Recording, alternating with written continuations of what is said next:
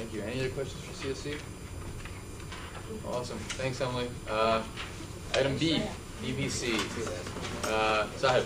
Yeah, so what's up? So 110 groups applied, just phenomenal. And I say that without the least bit of sarcasm, seriously. I'm actually really excited about that. And 258,000 some odd dollars were requested. Like that blows my mind. And then 29 groups appealed, and we gave it a total of 96, almost $100,000 in the first cycle alone. And yeah, I know it looks kind of high. You know, it is definitely higher than semesters past, and for that reason, I even attached the funding summary to the very back of the packet for the fall semester, so you'll see how the numbers kind of break down. Percentages are, the percentage for this cycle isn't far off from any of what we've done in previous cycles. However, obviously the amount is a lot bigger, but also considering the requested amount was a lot bigger, the number of applicants was by 20 greater than the greatest cycle we had, cycle 2 for last semester. So considering everything that happened this cycle, I would say that this is a very legitimate number. We reviewed these very, very thoroughly, and we used the utmost determinations and everything that we did. If you have any questions, let me know. And 11 hours on reviews and 7 hours on appeals. Fantastic. Great, thank you. Mike. So first of all, Sahib, thank you very much for all of your hard work. I really appreciate it. The one thing that I'm a little bit worried about, though, and I'd like to hear your thoughts on this, is the fact that MSA really needs to fund equally throughout all 3 cycles. Mm-hmm. And what I am worried about when I look at these numbers, even from the past the past semester, is that it seems that those who apply in the first cycle have a much higher chance, a 10% higher chance of getting funding than those who apply in cycles 2 and 3. That, to me, is something that we really need to look out for, because if we're advertising to groups, that it doesn't matter what cycle you apply to, it's going to be equal consideration. Like, I understand that, I know that your committee probably does its best job to ensure that that happens. But at the same time, I think that the numbers do show that there is a lower percentage of people getting money in cycles 2 and 3, and I'm worried about that happening this semester. So my view on that, and I've thought about this for a while, is that I fear that we, in utilizing that as a practice, by saying that we're going to allocate an equal amount to all 3 cycles, we're actually putting groups who apply first at a disadvantage, because we are forecasting what may or may not happen. I can't say what's going to happen in cycle 2 or 3. Therefore, I do not feel comfortable sacrificing the application and funding and the hard work of any of the 110 groups that applied in the first cycle. And for that reason, we still do utilize, we still have the budget. It's very much in our mind. We're very cognizant of it. But it's just, I feel as if we can't forecast that. And if we really did want to utilize that system, then perhaps we need to change our policies to actually allocate or budget only a certain amount for each cycle, and strictly then divide it in thirds. That's it. Kind of follow up to Mike's question. I'm not sure if I'm personally sold on equally dividing it, but I am kind of concerned that we've allocated almost $100,000 out of that's about what, a third, 2/3 of the budget. I think it is about 2/3, yeah. So, I mean, what's going to be done as far as advertising the student groups goes to basically let them know that if there's a large cycle 2 set of requests, that probably will be, then cycle 3 is going to be next to nothing. I mean, what's going to be done as far as educating students goes?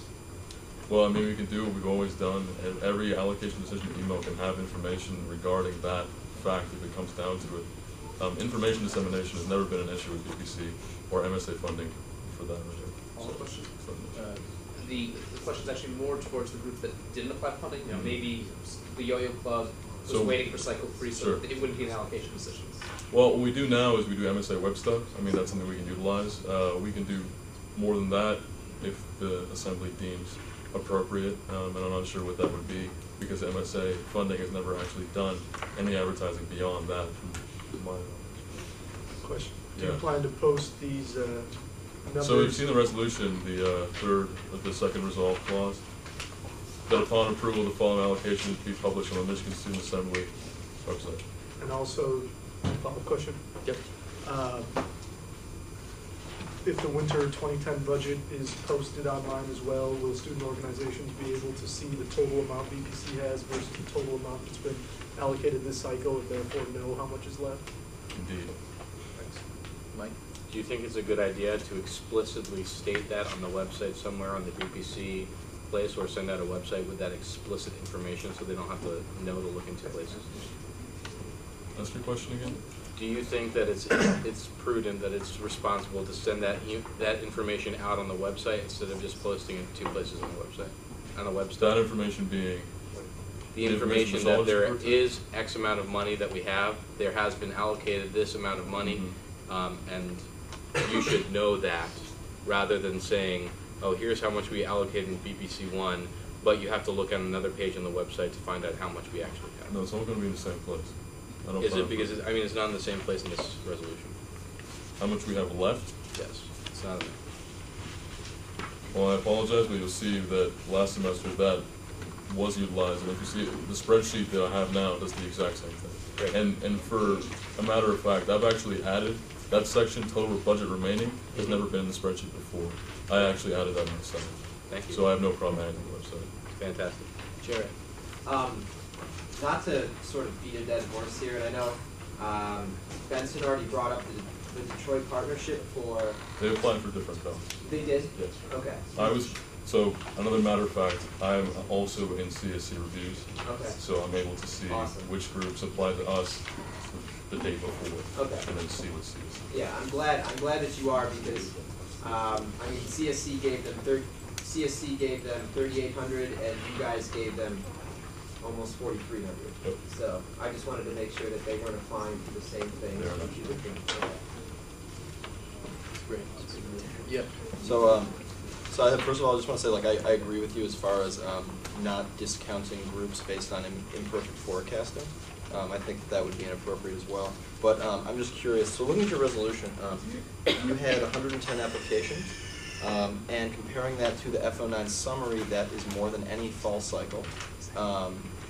And I also noticed in the fall cycle, cycle 2 was higher. So as far as forecasting for this semester, do you think that getting 110 applications now indicates that cycle 1 will probably be your biggest cycle now and it'll fall off? Or are you expecting more constant distribution, or even a peak in cycle 2 as there was in the fall? Again, I don't have the past data. I don't think you do at hand either. So I'm just, ballpark. I'm not sure if I can answer that question accurately, but from what I would conjecture, cycle 2 cycle 2 last semester might have been an anomaly in the fact that it peaked at 90, as opposed to the first cycle being as such. And the 110 wasn't really a surprise for me, because we've been doing a lot. Transparency and accountability has been our staple. Great. So there's been this constant feedback with groups knowing that MSA funding is now very open and very transparent, and the availability is there. Groups know about us, and a lot more groups are consistently knowing about us. And my conjecture, again, is that for that reason, 110 applied this semester. So do you think it would be more appropriate if cycle 1 is your largest cycle by application, does it then make sense that it would be your largest cycle by disbursement? I believe so, yes. Thank you. Benson? My last question, we have order, I suppose. Were there any precedents or policies put in place that haven't existed previous cycles? For example, that the committee chose to start funding something or stop funding something? No, however, we did implement certain procedures that required groups to actually give us more information than any semester past. So the application itself now explicitly asks for more information regarding travel costs. We need an actual breakdown for that. You can't just throw out a number there. You have to actually have a breakdown or a calculation for all projected expenses and their financial information. We also ask that they must provide in some way, shape, or form, either in the reviews, which we would prefer, and if not, come back to appeals with that information broken down. So what we've done is there's not anything we've changed as far as what we funded, to answer your question, but we have explicitly stated to groups that you must provide as much detail as possible, and we state explicitly what that detail must be in the application. So it's much more stringent than past semesters.